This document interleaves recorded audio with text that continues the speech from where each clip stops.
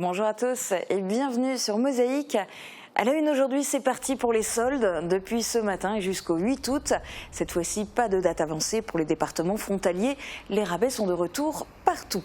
Côté commerçant, des prix sacrifiés pour liquider les anciennes collections et pour les clients, autant d'occasions de faire de bonnes affaires. Mais attention, au centre-ville de Sarreguemines, les commerces ne seront pas ouverts ce dimanche.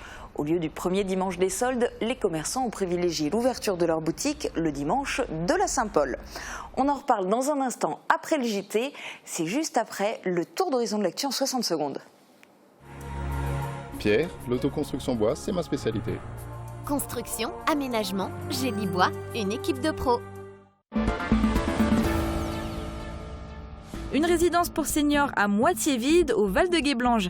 Ces logements ont pourtant tout pour plaire avec des pavillons construits de plein pied, une terrasse et un petit jardin.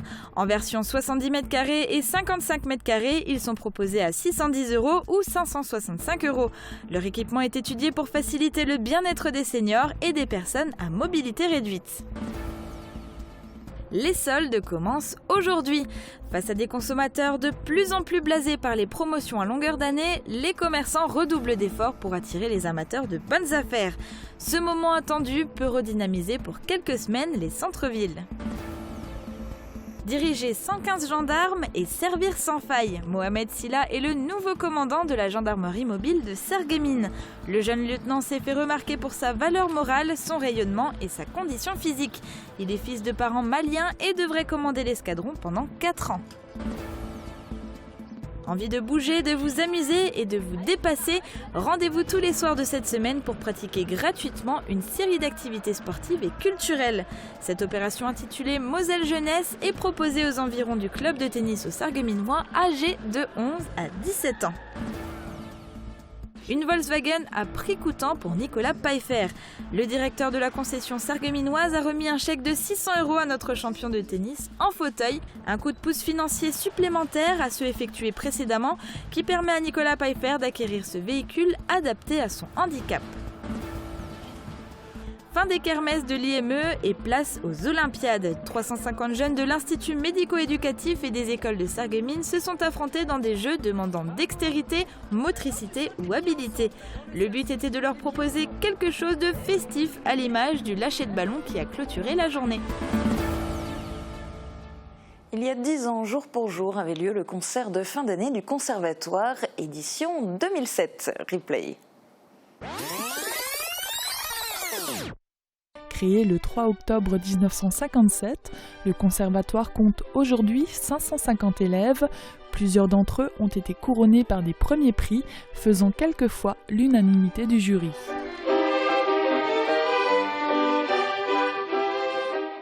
Cette année, le grand concert de fin d'année du Conservatoire aura lieu la semaine prochaine, mercredi 5 juillet à 19h30 à l'Hôtel de Ville de Sarreguemines. Il sera précédé la veille par le concert des lauréats du Conservatoire, toujours à 19h30 à l'Hôtel de Ville. Entrée libre mardi et mercredi, mais dans la limite des places disponibles. Sandrine va vous dévoiler plein d'autres idées de sortie tout à l'heure, mais je lui cède d'abord la parole pour vous annoncer les prévisions de Météo France pour demain.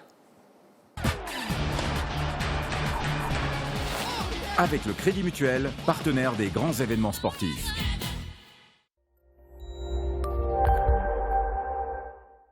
Bonjour tout le monde, on va continuer et terminer la semaine avec de fortes perturbations pluvieuses et orageuses.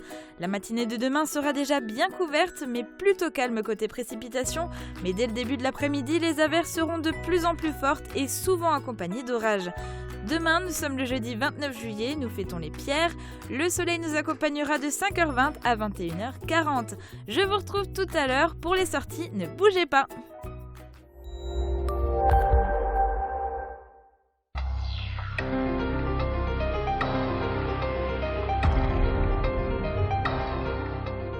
Trouver un appartement lorsqu'on est senior et qu'on souhaite rester indépendant, ce n'est pas facile. Au Val-de-Guéblange, une solution existe et pourtant la résidence Le Temps des Cerises court toujours après de futurs locataires. Seulement la moitié des logements sont occupés. Michael Weber et Jordan Curie-Hilton se sont rendus sur place. Montage d'Aline Ham, commentaire de Sandrine Serbino. Une résidence pas comme les autres, en plein cœur du Val-de-Guéblange. Destinée aux seniors et aux personnes à mobilité réduite, ces logements peinent pourtant à trouver preneur. 5 logements sur 12 restent toujours vacants. Ouverts en mars 2015 par l'association Jacques Prévert de Cocherène, ces appartements ont pourtant tout pour plaire.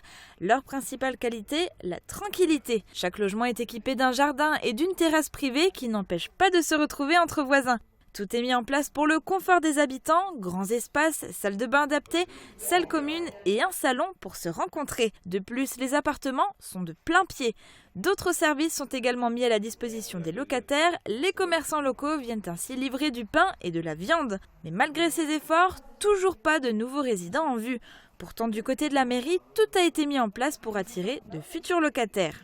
Alors au mois d'octobre, on a fait une porte ouverte pour faire connaître la résidence.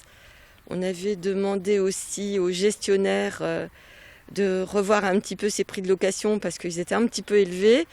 Et depuis, je pense qu'il y a plus de succès. Mais ça gagne encore à être connu parce qu'on est quand même au milieu ici de la verdure, dans un cadre champêtre bucolique sympa. Et quant à Irène et Charlie, ils sont arrivés les premiers ici à la résidence Le Temps des Cerises et ce couple n'est pas prêt de quitter les lieux. Les points forts sont le calme. On est tranquille, adaptabilité et bon, franchement, la tranquillité. Et ici, je peux même me permettre d'avoir mon petit chat. En effet, les animaux de compagnie sont admis. Quelques améliorations restent encore à faire d'après les locataires, notamment la construction d'un garage et la présence de petits commerces de proximité aux abords de la résidence. Le Val-de-Guéblange, on va beaucoup en reparler lundi. C'est notre première étape de Mosaïque on Tour. Comme l'an dernier, nous retournons tout le mois de juillet sur les routes de la Casque à votre rencontre, avec chaque jour une nouvelle commune et des surprises pour l'apprécier sous tous ses angles. Un programme rafraîchissant pour découvrir autrement le secteur. Thomas Drouin vous en dit plus sur ce qui vous attend.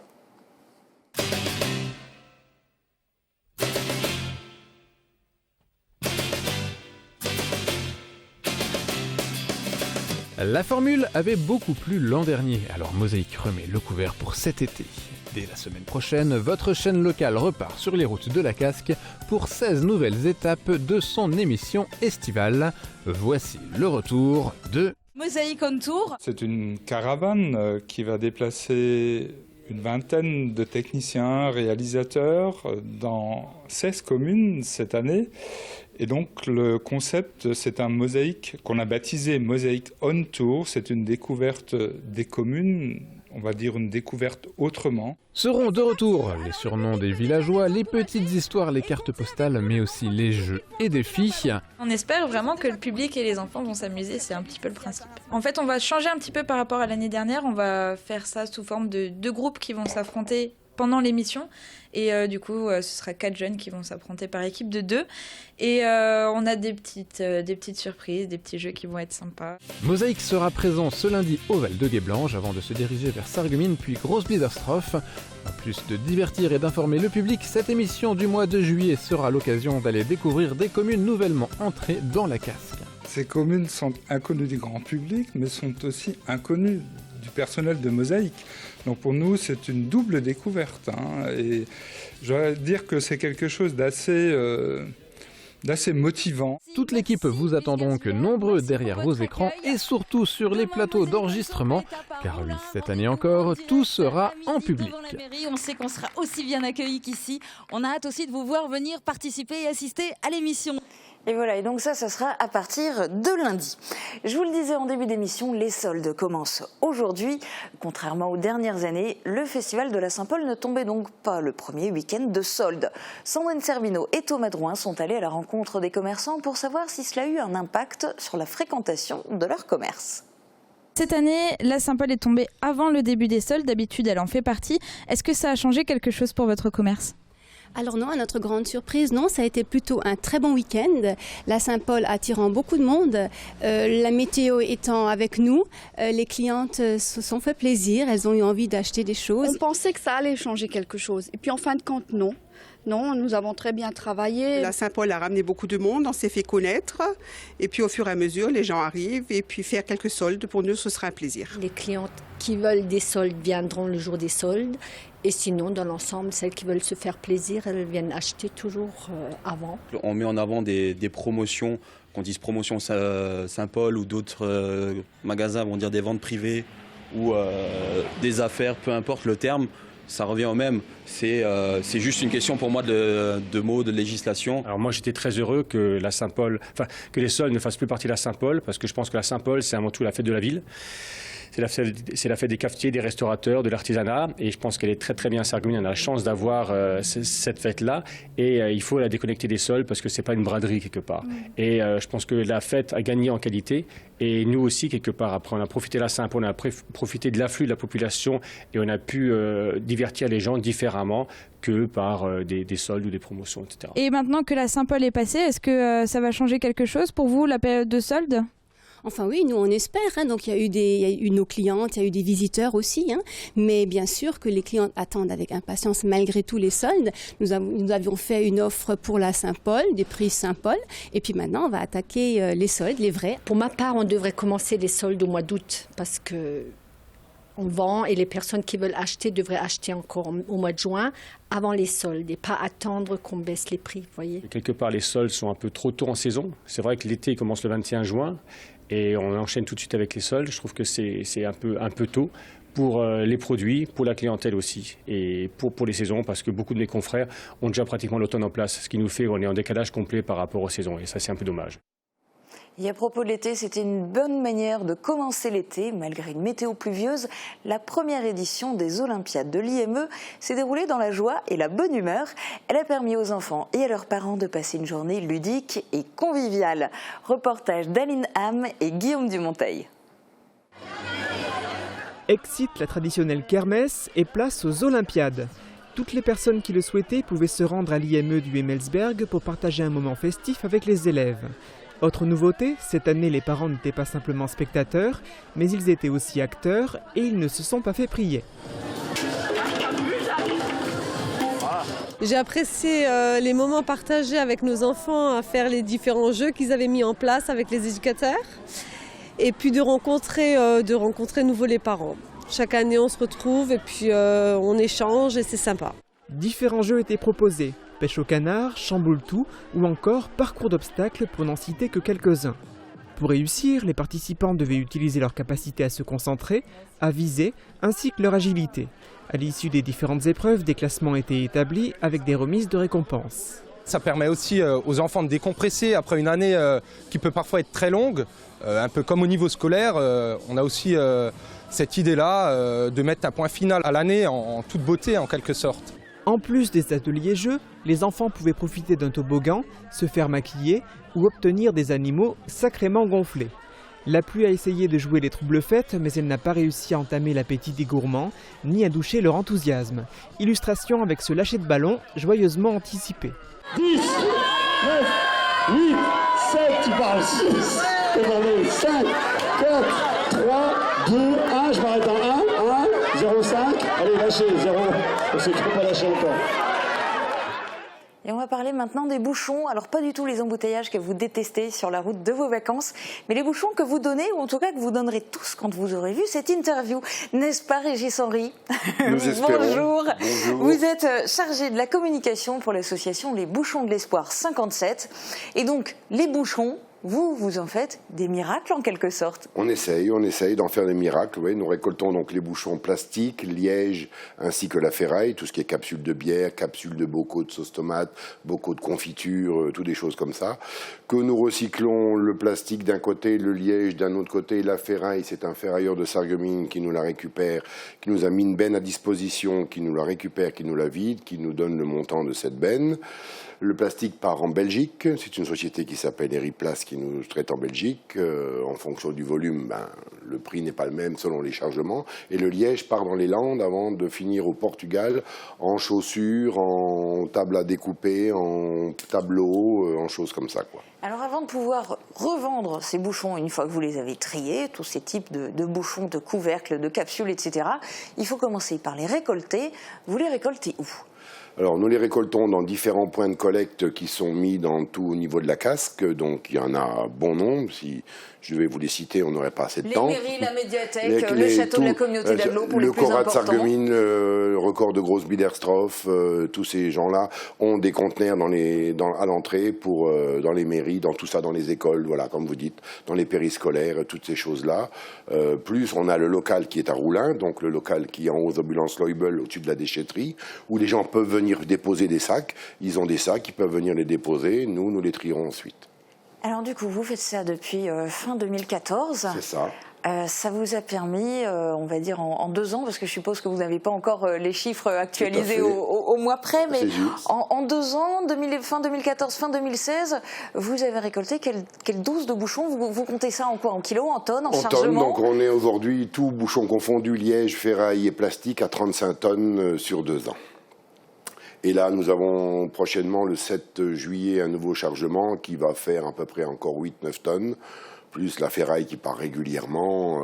Voilà, donc ça avance, mais on n'en a jamais assez. Voilà, donc on en veut toujours plus. Alors on l'a dit, ça, le but, c'est, après les avoir triés, de les revendre. Pour récolter des fonds, vous avez récolté combien en 2 ans et vous en avez fait quoi de ces fonds? Alors, les fonds, aujourd'hui, ça représente à peu près... en gros, on va dire 20 000 euros. 20 000 euros qui sont reversés pour principalement 2 choses qui sont l'ARAM, donc une association qui officie à l'hôpital Haute-Pierre de Strasbourg, qui aide au quotidien des enfants malades. Donc on a cette association avec nous parce que nous, on voit du sonnant et du trébuchant, donc on veut on sait où va notre travail effectué en amont, on sait le résultat. Donc, pour vous donner 2 exemples basiques, les enfants qui sont hospitalisés pendant des mois et des mois, les draps d'hôpitaux, c'est pas ce qu'il y a de plus beau. Donc, on achète des draps Cars, des draps Label au bois dormant, des choses pour qu'ils puissent avoir. Ils ont la télévision dans les chambres, ils ont des tablettes pour pouvoir discuter avec leurs parents sur Skype pour les enfants qui sont en chambre stérile. On achète des jouets, on achète des choses, on contacte toujours avec les infirmières du service qui nous disent selon leurs besoins, on ne va pas acheter des choses qui sont inutiles ou inadaptées. Donc surtout pour le moral des enfants, puisque le moral, on le sait, on ne le dit peut-être pas assez souvent, mais c'est très très important quand on se bat contre la maladie. Très très important. Donc remotiver les petits et les moyens d'ailleurs aussi, parce que vous aidez les ados aussi. Il y a des ados aussi, oui, il y a des ados aussi malheureusement. Oui, le service est complet, on va dire malheureusement. Donc il n'y a pas de recul de la maladie. Donc nous on ne recule pas non plus et on essaie d'avancer. C'est bien, et vous n'avancez pas qu'en récoltant des bouchons, puisque en plus de l'argent que vous avez réuni en revendant ces bouchons, capsules et couvercles, il y a aussi des grosses animations, et notamment un énorme concert que vous avez organisé. On a fait un énorme concert qui était en 2016, donc c'est une fête qui s'appelle la Fête de la Solidarité, qu'on a appelée, qui aura lieu tous les 2 ans, donc ça se refera au mois de juin 2018, avec, on espère, la même... parce que c'était... une rentrée d'argent pour nous, la RAM, et pour les enfants de Marthe pour qui on travaille, et qui était extraordinaire, parce que ça nous a laissé 12 000 euros. Et ça représente à peu près un an de récolte de bouchons. Un an de récolte de bouchons sur une fête, avec un temps qui n'était pas de la partie. D'accord. Alors justement, quand le temps n'est pas de la partie, ce qui serait bien, c'est d'avoir les moyens d'accueillir correctement les gens. C'est ça, tout à fait. Donc pour ça, on aimerait mettre un chapiteau pour que les gens puissent être à l'abri. Donc on s'est renseigné au niveau des chapiteaux pour avoir un chapiteau de 40 mètres par 30, quelque chose d'assez correct pour recevoir le public et mettre une scène. C'est un montant, c'est une somme, ça coûte 3 000 euros.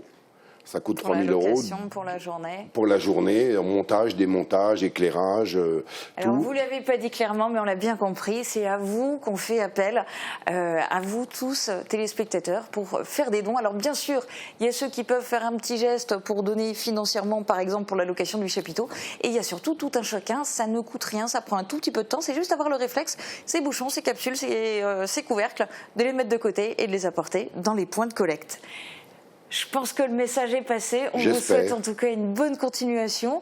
Et puis on espère qu'il y a encore plus de monde qui va vous apporter tout cela. Merci beaucoup. Merci à vous. Dans un instant, on fait le point sur les idées de sortie pour les prochains jours. Et puis on va en cuisine pour une recette gourmande. À tout de suite.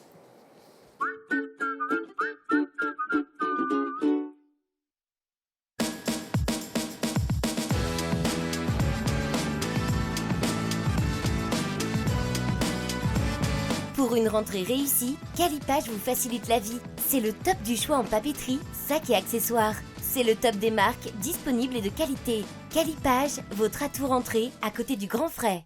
Manipulation de vos aides auditives.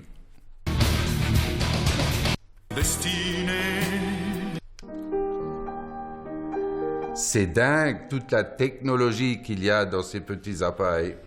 Restez connectés avec la passion de l'audition. Oh bah non mince, j'ai plus accès au serveur. Ne me dites pas qu'on n'a pas fait de sauvegarde. On a tout perdu. Le risque zéro n'existe pas. Sécurisez vos données avec les solutions ID Réseau. C'est celle-là. T'es sûr? Ouais. Bon. Je suis certain qu'il y a moyen de négocier. Laisse-moi faire. Ah, s'il vous plaît? C'est gentil papa, mais c'est déjà fait en fait. Comment ça? Bah au Crédit Mutuel, ils ont déjà négocié les prix pour moi. Ils prévoient même le contrat d'entretien et l'assurance aussi. Bah et moi je sers à quoi alors? Toi t'es mon papa. Achetez votre voiture moins chère avec le Crédit Mutuel. Crédit Mutuel, une banque qui appartient à ses clients, ça change tout.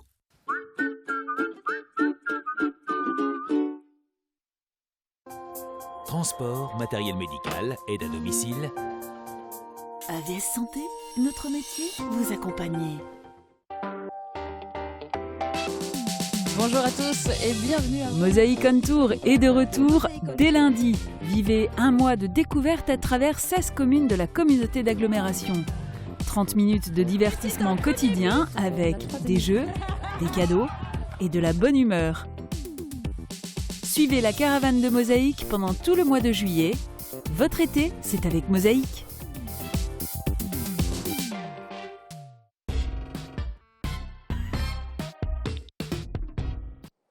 Il est temps de faire votre programme de sortie. Bonjour Sandrine. Bonjour Julia. Alors cette semaine, tu as de nouveau beaucoup de sorties à nous proposer et on commence avec un spectacle qui aura lieu ce samedi à Putelange. C'est tout à fait ça, c'est un spectacle qui fait partie de la programmation du festival Les Étendards. Alors c'est un spectacle de la compagnie La Conserverie qui s'appelle La Tête en Confiote. Il aura lieu autour de l'ère sportive ce samedi à 21h, donc comme tu l'as dit à Putelange. Et on continue avec une fête au sanctuaire du Blauberg à Sarreguemines. Oui, alors en fait c'est une fête qui a lieu tous les ans et qui a pour but de récolter des fonds pour aider les bénévoles donc, qui s'occupent du sanctuaire et justement de le garder en l'état pour les aider financièrement à faire quelques travaux et ce type de choses. Et alors au programme de ce dimanche, il y aura une messe à partir de 10h suivie d'un apéritif et d'un repas et ensuite vous pourrez passer l'après-midi en compagnie d'un groupe de musique ukrainien. Et puis tu nous proposes une autre fête, mais cette fois à Ypres. Oui, alors c'est la fête du village tout le week-end et le vendredi, ils proposent pour commencer un concert de rock avec les groupes Tatanka Rock, The Lighters, Le Gars d'en face et Replay. L'entrée est libre et gratuite et c'est à partir de 20h à la salle du stade de Ypres. Et donc ça, c'est vendredi, après-demain, mais tu disais que ça durait tout le week-end. Oui, ça dure tout le week-end, c'est-à-dire qu'il y a samedi et dimanche aussi plein d'animations qui vous attendent. Alors le samedi, il y aura d'abord un vin d'honneur à 18h30, suivi d'un bal animé par DJ Fufu. Et le dimanche, on débutera avec un apéritif à 11h, suivi d'un repas qui sera concocté par un chef cuisinier d'Ypres, justement. Et l'après-midi, il y aura également un tournoi de pétanque, en soirée des pizzas flammes et des grillades, toujours accompagné en musique par DJ Fufu. Une autre sortie qu'on ne présente plus du tout, c'est le prochain Ripper Café qui est organisé par la Casque. Et le prochain, c'est donc à Frauenberg. À Frauenberg, au foyer Saint-Jacques de 14h à 18h. Le principe n'a toujours pas changé. Vous ramenez des objets cassés et les bénévoles bricoleurs vous aideront volontiers. Et puis en dehors de ça, si vous voulez vous débarrasser de certains objets, eh bien vous pouvez vous tourner vers Emmaüs. Ils organisent d'ailleurs une journée porte ouverte dimanche à Sarreguemines. Oui, dimanche de 10h à midi et de 14h à 18h. Et ce week-end, ce sera une opération spéciale vente de vélos et d'appareils de musculation. Oui, il est temps de faire du sport. Allez, on reste dans l'esprit caritatif avec un concert à présent et qui aura lieu chez nos voisins, juste à côté, dans le Pays de Beach. Oui, alors c'est l'ensemble vocal a cappella de Grossbiederstroff qui invite la chorale Eclipse de Rallin pour un concert caritatif au profit de l'ARAM, qui est l'Association régionale d'action médicale et sociale en faveur d'enfants cancéreux. Il aura lieu ce dimanche à 14h30 à l'église de Sourtes. Autre concert très attendu qui a lieu tous les ans, c'est l'événement Une journée au parc en musique. Oui, qui est organisé par la musique municipale et qui accueille pour leur 6e édition d'autres musiciens et d'autres orchestres, notamment les musiques municipales de Sarreguemines, Forbach et Dimringen et l'harmonie junior du conservatoire de Sarreguemines. Les concerts auront lieu toute la journée et ce dimanche, je vais y arriver, 2 juillet à partir de 11h. Et ça a lieu au parc municipal de Sarreguemines, donc le parc de l'ancien hôpital du parc. Oui. On part maintenant voir de la danse classique et ça c'est toujours à Sarreguemines. Oui, et ce sont les élèves des cours de danse classique de l'association du foyer culturel qui vous invitent pour leur représentation de ballet qui aura lieu à l'hôtel de ville de Sarreguemines ce dimanche à 15h. Et ici aussi l'entrée est libre et gratuite. Alors c'est tout pour ce week-end, enfin c'est déjà pas mal. Ouais. Et puis comme Mosaïque on Tour commence lundi, tu vas être prise sur les défis, tu n'auras plus le temps de délivrer tes bons plans, alors tu as déjà quelques idées à donner très vite. Oui, alors c'est bientôt les vacances, forcément on commence à réfléchir à comment occuper nos enfants. N'oubliez pas que les centres aérés sont là pour vous, organisés par le foyer culturel de Sarreguemines du 10 juillet au 4 août.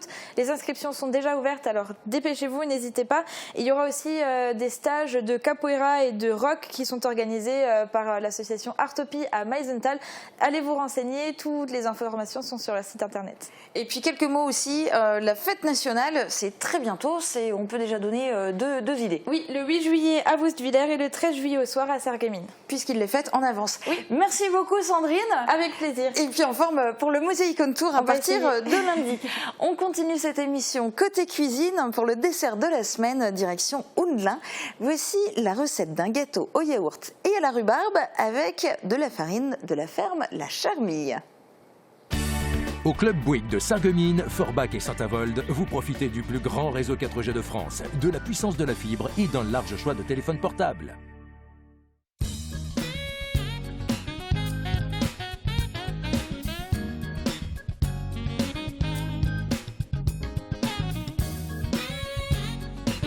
Oui, bonjour, bienvenue à la ferme de La Charmille. Aujourd'hui, nous allons faire un gâteau au yaourt, mais avec de la farine bio de chez nous. Commencez par éplucher la rhubarbe et coupez-la en petits morceaux, saupoudrez de sucre et laissez dégorger une demi-heure. Pendant ce temps, préparez la pâte. Dans un saladier, mettez le yaourt, puis servez-vous du pot pour les autres ingrédients. Ajoutez dans l'ordre les sucres, les œufs un à un, la farine, la levure, le sel et l'huile en battant jusqu'à ce que le mélange soit bien homogène. Égouttez la rhubarbe et ajoutez-la à la pâte, mélangez et versez dans un moule à manquer beurré et fariné. Enfournez à 180 degrés pour 35 minutes. Pour cette recette, on aurait pu aussi ajouter ce que l'on veut, fruits secs, morceaux de fraises ou framboises ou encore des pépites de chocolat. Laissez refroidir et saupoudrez de sucre glace avant de servir. Pour réaliser ce gâteau, il vous faudra un yaourt nature, 2 pots de sucre, un sachet de sucre vanillé, 3 pots de farine T65, un demi-pot d'huile, 3 œufs, un demi-sachet de levure chimique, une pincée de sel et 200 g de rhubarbe. On produit des graines de blé, on produit des graines d'épeautre et ces choses-là conviennent très bien pour faire des préparations culinaires. Alors autant les transformer ici et les proposer à nos clients. Et c'est dans cette optique-là que nous avons décidé de monter cette petite meunerie artisanale. Nous avons acheté un moulin autrichien, c'est un moulin sur meule. À l'heure actuelle, on sait que la plupart des moulins industriels fonctionnent sur des bases de cylindres. Et ces cylindres souvent éjectent le germe. Or, la meule, elle conserve le germe. C'est dans le germe qu'on retrouve les lipides contenus dans la graine de blé. Et ce sont ces lipides qui confèrent le goût et la saveur à la farine. Alors bien sûr, je vous invite le samedi matin à venir découvrir nos produits et puis à les déguster avec appétit.